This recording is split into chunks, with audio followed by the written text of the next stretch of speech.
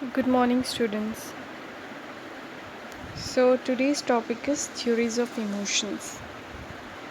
This is a revision class. Under theories of emotion, we are going to understand what the theories of emotion or emotion means, and we are going to further understand and learn about the theories. What are exactly emotions? हमारे emotions होते क्या हैं? Emotions are joy. These are the example of emotions. Joy, ठीक है, sorrow, hope, love, excitement, anger, hate, and many such feelings are experienced in the course of day by all of us. We experience all these feelings, ठीक है. The term emotion is often considered synonymous with the term feeling and mood. emotion जो हमारा word है, ठीक है, ये synonymous है feeling और मूड के साथ. हम कभी ये जब फील बोलते हैं ना कि मैं आज लो मूड फील कर रही हूँ, मेरा आज मूड ख़राब है, तो basically we are describing our emotions. हम हमारे इमोशंस ही डिस्क्राइब कर रहे हैं. मूड, फीलिंग, इमोशन अल्टरनेटली हम यूज़ करते हैं इन तीनों वर्ड्स को. One of the earliest physiological theories of emotion was given by James and supported by Lange. Hence, it has been named the James Lange theory of emotion. James Lange theory जो है emotion की, ये physiological theory है. ठीक है, ये physiological theory मतलब regarding हमारा इनर बॉडी जो है, हमारा फिजियोलॉजिकल फंक्शन जो है बॉडी का, ये थ्योरी फिजियोलॉजिकल फंक्शन पे बेस्ड है. ये जो है it was given by James ने ये थ्योरी बनाई थी इन 1884, और इसको जो सपोर्ट किया था वो अनदर साइंटिस्ट, उनका नाम है लांज. तो इसीलिए इस थ्योरी को हम बोलते हैं James Lange theory of emotion. इस थियरी में होता क्या है? This theory suggest that environmental stimuli elicit physiological responses from viscera, which in turn are associated with muscle movement. For example, startling at an unexpected intense noise triggers activation in visceral and muscle organs followed by an emotional arousal. इस theory का मतलब यही है, क्योंकि ये theory हमारी physiological function पे based है. ठीक है, जितनी भी हम थ्योरीज पढ़ेंगे इमोशंस की, वो अलग अलग फंक्शंस पे बेस्ड है. तो जो जेम्स लांज थ्योरी ये हमारे फिजियोलॉजिकल फंक्शंस पे बेस्ड है. तो ये थियोरी ये सजेस्ट करती है कि हमारे एनवायरमेंटल में जो स्टिमुलाई होती है, ठीक है, एनवायरनमेंट में जो स्टिमुलाई होती है वो हमारे फिजियोलॉजिकल रिस्पॉन्स को बढ़ाती है. ठीक है, जैसे दिल धड़कना, सांसें रुक जाना. ठीक है, तो just like tachycardia, bradycardia और हाई ब्लड प्रेशर. ठीक है, तो किसी एनवायरमेंटल स्टिमुलाई की वजह से our physiological response is arrived. ठीक है, अराइजेस. ठीक है, जिसकी वजह से हमारे इमोशंस में फ़र्क पड़ता है. The main implication made by this theory is that particular events or stimuli provoke particular physiological change, and the individual's perception of these changes result in being emotion being experienced. आपको ये यहाँ line समझनी है. एक imaginary line draw करो. ठीक है, imaginary line draw करो.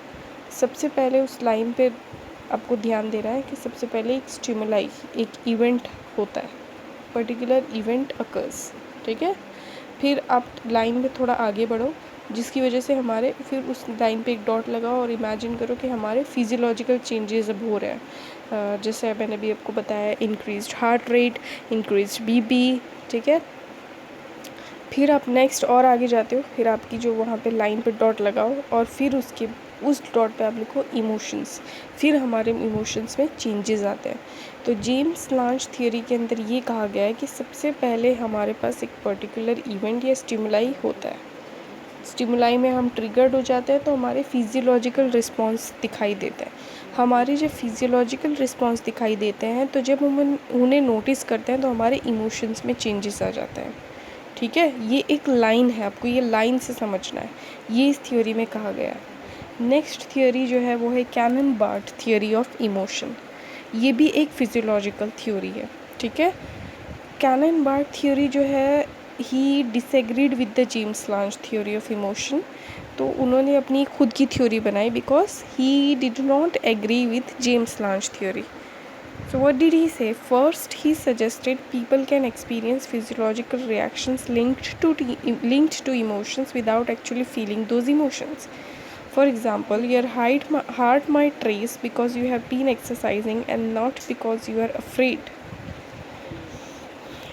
इन्होंने ये कहा कि सबसे पहली बात तो ये है कि ज़रूरी नहीं है हर फिजियोलॉजिकल चेंज की वजह से हमारी इमोशन में फ़र्क पड़े। ठीक है, अगर हमारा फिजियोलॉजिकल रिएक्शन जो है ये होता है कि हम एक्सरसाइज से भी तो हमारा हार्ट रेट इंक्रीज़ होता है, तो क्या उससे हमारी इमोशंस चेंज होते हैं? क्या हम सैड फील करते हैं? क्या हम डरने लगते हैं? नहीं, बिकॉज वी नो कि हम एक्सरसाइज कर रहे हैं। जेम्स लांज ने क्या कहा था कि फिजियोलॉजिकल चेंजेस की वजह से हमारे इमोशंस चेंज होते हैं और वो ज़रूरी होते हैं। बट इन्होंने डिसएग्री किया और इन्होंने ये कहा कि नहीं, हमारे अगर फिजियोलॉजिकल चेंजेस होते हैं तो ज़रूरी नहीं है कि उनसे हमारे इमोशंस चेंज हो। एग्ज़ाम्पल इन्होंने ये दिया था कि अगर हम वर्कआउट करते हैं तो जिसकी वजह से हमारा जो हार्ट रेट है वो इंक्रीज़ हो जाता है, तो उससे हमारे इमोशंस में थोड़ी ना कोई चेंजेस आते हैं। वी नो कि वी आर वर्किंग आउट, इसीलिए हमारा बीपी और वो हार्ट रेट इंक्रीज्ड है। Cannon also suggested that emotional responses occur much too quickly for them to be simply product of physical state. Cannon ने एक बात ये भी कही कि जब हमारे साथ कोई एक्सटर्नल स्टिमुलाई और एक इवेंट होता है, ठीक है, जिसकी वजह से हमें टेंशन होनी चाहिए, हमारे इमोशन में चेंजेस आने चाहिए, तो इससे पहले कि हमारे फिजियोलॉजिकल चेंजेस आए, हमारे इमोशनल चेंजेस पहले आते हैं। ठीक है, when you encounter a danger in environment you will often feel afraid before you start experiencing the physical symptoms. तो इन्होंने यही एग्जांपल दिया था कि आप अगर एनवायरनमेंट में कोई डेंजर देखते हो, ठीक है, सांप वगैरह, तो इससे पहले कि आपको कोई फिजियोलॉजिकल चेंजेस आए जैसे कि भागना या डर या इंक्रीज्ड हार्ट रेट या इंक्रीज्ड बीपी या फिर लो ब्लड प्रेशर या फिर फेंटिंग, उससे पहले आपको इमोशंस फील होते हैं कि मुझे सांप नज़र आया, मैं डर रही हूँ, you are scared of the snake. ठीक है, आपकी फिजियोलॉजिकल चेंजेस इसके बाद आएंगे, फिर आपका स्वेट होगा, फिर आपका जो है रैपिड ब्रीदिंग, रेसिंग हार्ट, ये सब होगा। More specifically, it is suggested that emotions result when the thalamus sends a message to the brain in response to a stimulus, resulting in a physiological reaction. At the same time, the brain also receives signals through triggering the emotional experience. Cannon and Bart's theory suggests that the physical and psychological experience of emotion happen at the same time, that one does not cause the other. Cannon और Bart theory ने ये भी suggest किया है कि जो हमारे physical यानी फिजियोलॉजिकल सिम्टम्स और जो हमारे साइकोलॉजिकल सिम्टम्स या एक्सपीरियंस है इमोशन के, वो एक साथ at the same time, they occur at the same time, और कोई किसी से पहले नहीं होता है। ठीक है, जिस वक्त हमने कोई एनवायरनमेंट में डेंजर देखा तो उसको देख के हमें डर लगा, तो एट द सेम टाइम हमारे फिज़िकल चेंजेस भी आ गए। हम डर रहे हैं तो उसी टाइम पे हमारा जो है ब्लड प्रेशर या हार्ट रेट इंक्रीज़ हो रहा है। ये इन्होंने स्पेसिफिकली मेंशन किया लेटर, ठीक है, बाद में, थ्योरी के बाद में। तो इस थ्योरी में यही कहा गया है, जेम्स लांज थ्योरी में ये कहा गया था कि सब कुछ एक लाइन से, जो मैंने आपको इमेजिनरी लाइन ड्रॉ करने बोला था, कैनन बार्ड ने ये कहा है कि कोई आपका एनवायरनमेंट में स्टिमुलाई होता है जिसकी वजह से आपके फिज़िकल और इमोशनल सिम्टम्स दोनों सेम टाइम अकर होते हैं, कोई आगे पीछे नहीं होता। ये देखो यहाँ पे एक बहुत अच्छा डायग्राम दिया हुआ है। आपने एक एक्सटर्नल स्टिमुलाई को परसीव किया, आपके सामने एक वुल्फ है, ठीक है, वेयरवुल्फ है। वेयरवुल्फ आपके जो ये अपने परसेप्शन ये था कि आपको उसको देख के डरना है, ठीक है, तो सबसे पहले आपने एनवायरनमेंट में ये स्टिमुलाई परसीव किया, ठीक है, कि ये वेयरफुल है, इससे भागना है। उसके बाद क्या हुआ, activation of specific regions in the cerebral cortex, specially thalamus. जो हमारा सेरिब्रल कॉर्टेक्स में एक पार्ट है, एक रीजन है जिसको हम थैलेमस बोलते हैं, वो एक्टिवेट हो जाता है। जब वो एक्टिवेट हो जाता है तो हमारे बॉडी में दो चेंजेस होते हैं, एक बॉडीली चेंजेस और एक इमोशनल फीलिंग। कोई आगे पीछे या एक दूसरे के बाद नहीं होता, ये दोनों एक साथ चेंजेस होते हैं। पहला चेंज ये है कि autonomic bodily changes, example increased heart rate, blood pressure, and emotional feeling, example fear, ये दोनों सेम टाइम अकर होते हैं। इस डायग्राम को आप अच्छे से समझ लीजिए, ठीक है। नेक्स्ट हमारी थियोरी है स्टैनली शेस्टर एंड जेरोम सिंगर, ठीक है। Stanley Schechter and Jerome Singer have proposed a two-factor theory in which emotions have two ingredients. Stanley और जेरोम ने दो फैक्टर थियोरी दी थी जिसमें इमोशंस के दो इंग्रेडिएंट्स होते हैं। एक होता है फिजिकल अराउजल, ठीक है, और एक होता है कॉग्निटिव लेबल। कॉग्निटिव का मतलब क्या होता है? कॉग्निटिव में यही है कि हमारा thinking, behaving, acting, understanding, learning, ठीक है, ये सब कॉग्निटिव के अंदर आएगा। तो इमोशंस के दो इंग्रेडिएंट्स है, फिजिकल अराउजल और कॉग्निटिव लेबल। ये इन दोनों ने दिया है, स्टैनली और जेरोम ने। इस थियरी को हम बोलते हैं two factor theory. They presumed that our experience of emotion grows from our awareness of present arousal. To test this theory, Schechter and Singer in 1962 injected subjects with epinephrine, a drug that produces high arousal. शेक्टर और singer ने 1962 में एक experiment किया। उन्होंने क्या experiment किया कि उन्होंने सब्जेक्ट्स जो हैं, यानी इंडिविजुअल जो भी उनके एक्सपेरिमेंट में सब्जेक्ट्स थे, उनको उन्होंने एपिनेफ्रिन से इंजेक्ट किया। एपिनेफ्रिन जो है एक ड्रग है जिससे हमारी बॉडी में हाई अराउजल, हम अराउज्ड हो जाते हैं, ठीक है, हमारा बीपी इंक्रीज़ हो जाएगा, हमारा हार्ट रेट इंक्रीज़ हो जाएगा और हमें ऐसा फील होगा कि हमें सारा काम अभी करना है बैठ के। अराउजल का मतलब ये होता है, ठीक है। तो उन्होंने अपने सब्जेक्ट्स को एपिनेफ्रिन इंजेक्ट किया जिससे बॉडी में जो है अराउजल होने लगती है, ठीक है। उसके बाद क्या हुआ, then these subjects were made to observe the behaviour of others, ठीक है। इन सब्जेक्ट्स को दूसरे सब्जेक्ट्स का बिहेवियर ऑब्जर्व करने बिठाया।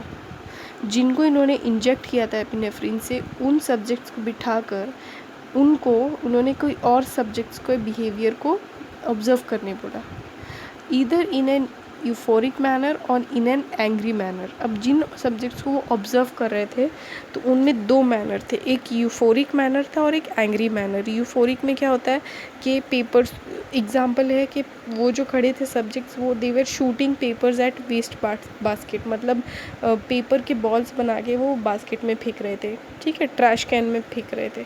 और इन एंग्री मैनर में क्या कर रहे थे कि जो सब्जेक्ट्स हैं वो रूम में या तो हाथ पैर से दीवारों पे मार रहे थे या वो रूम का दरवाज़ा ज़ोर से बंद कर रहे थे, ठीक है। अब एपिनेफ्रिन से क्या होता है, हमारी बॉडी में अराउजल होने लगता है, ठीक है। तो जो वो सब्जेक्ट्स थे, इन्होंने स्टडी में ये प्रेडिक्ट किया था कि the euphoric and angry behaviour of the others influenced the cognitive interpretation of the subjects own arousal. तो जो सब्जेक्ट्स थे वो दूसरों को देख के खुद भी अराउज़ हो रहे थे। ऑलरेडी ये एपिनेफ्रिन ड्रग से अराउज़ होते हैं, ठीक है। पर जब उन्होंने ये दो बिहेवियर देखे, दो मैनर देखे, यूफोरिक और एंग्री, तो जो इंडिविजुअल जो सब्जेक्ट्स थे जिनको एपिनेफ्रिन से डोज किया था, वो भी इन दोनों को देखकर उन पे बहुत असर पड़ा, कॉग्निटिव असर पड़ा वो, ठीक है। कॉग्निटिव मतलब the way we think and understand, है ना। अब यहाँ पे इनका एक एग्जाम्पल है टू फैक्टर थियरी का। A stimulus causes physical arousal. आप गार्डन में खड़े हो या फॉरेस्ट में हो, आपको एक बियर नज़र आता है, तो आपका उस स्टिमुलस को देखकर आपका फिज़िकल अराउजल हुआ, ठीक है। फिज़िकल अराउजल हुआ मतलब अपने आप आपको लगा कि मेरी बॉडी जो है शिवर कर रही है या मेरे बीपी में कुछ प्रॉब्लम हो रही है, मेरे हार्ट में प्रॉब्लम हो रही है, फिज़िकली आप अराउज हो गए, ठीक है। किसको देख के? एक बियर को देख के। इमेजिन करना है आपको, ठीक है।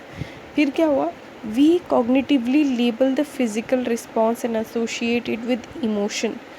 आपको जब आपने अपने रिस्पॉन्स को, अपने फिज़िकल रिस्पॉन्स को और जो वहाँ पे स्टिमुलस है, उन दोनों को कनेक्ट किया और एसोसिएट किया, और फिर आप एक इमोशन पे आए। आपने समझा कि मेरे बॉडी में शिवरिंग इसलिए हो रही है क्योंकि मैंने बियर को देखा। अब बियर जो है एक हार्मफुल क्रिएचर है, ठीक है। तो तो आपने उस चीज़ को समझा, लिंक किया, फिर आपने इमोशंस को अंडरस्टैंड किया, इमोशंस को फील किया, वी फील द इमोशन, फिर आपने इमोशन को फील किया, ठीक है, और फिर वहाँ से आप भागे।